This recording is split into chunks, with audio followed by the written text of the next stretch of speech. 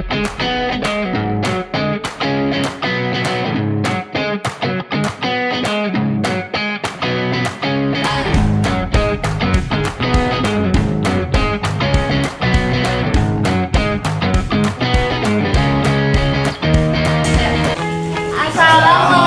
warahmatullahi wabarakatuh.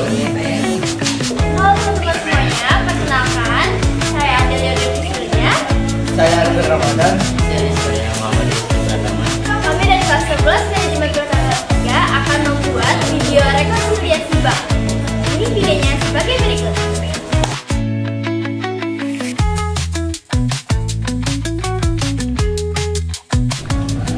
Pengertian rekonsiliasi bank adalah sebuah rangkaian catatan informasi yang menjelaskan tentang perbedaan-perbedaan seperti perbedaan antara catatan bank dengan catatan kas nasabah.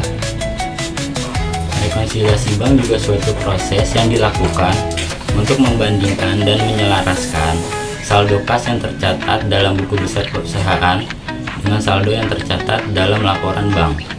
Mengapa harus ada rekonsiliasi bank? Karena rekonsiliasi bank untuk memastikan adanya kesamaan catatan informasi antara perusahaan dan bank, maka perlu dilakukan proses rekonsiliasi bank. Dengan dilakukannya proses rekonsiliasi bank, maka catatan laporan perbankan dan juga perusahaan dalam periode tertentu bisa lebih terlihat rapi dan akurat. Selain itu, untuk mengecek ketelitian dalam setiap pencatatan yang terdapat di dalam rekening kas perusahaan dan catatan pihak bank.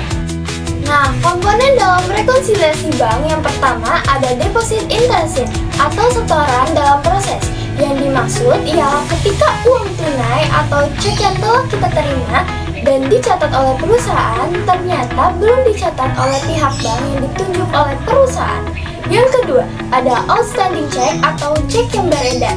Yang dimaksud ialah telah dicatat oleh sebuah perusahaan akan tetapi belum dicairkan.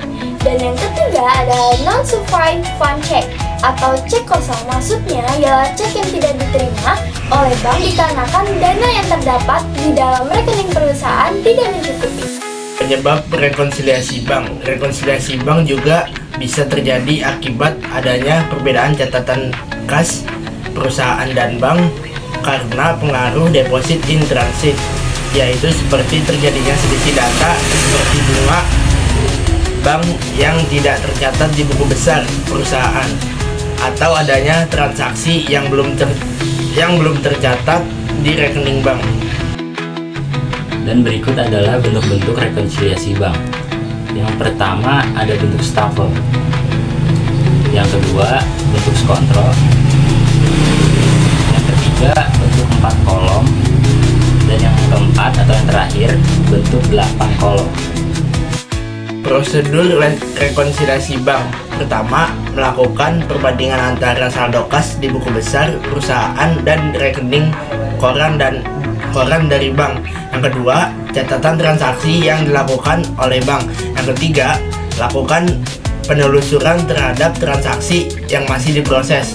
Yang keempat, buat lembar kerja rekonsiliasi dan hitung selisihnya. Yang kelima, penelusuran dan pengecekan ulang. Kesimpulan dari materi rekonsiliasi bank adalah dalam mengelola keuangan perusahaan, rekonsiliasi bank adalah langkah yang sangat penting untuk memastikan keakuratan dan keandalan catatan keuangan.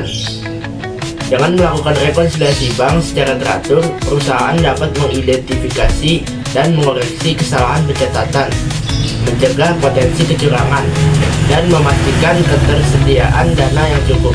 Sekian, terima kasih. Semoga ilmu yang kami berikan bisa bermanfaat untuk kalian semua. Wassalamualaikum warahmatullahi wabarakatuh.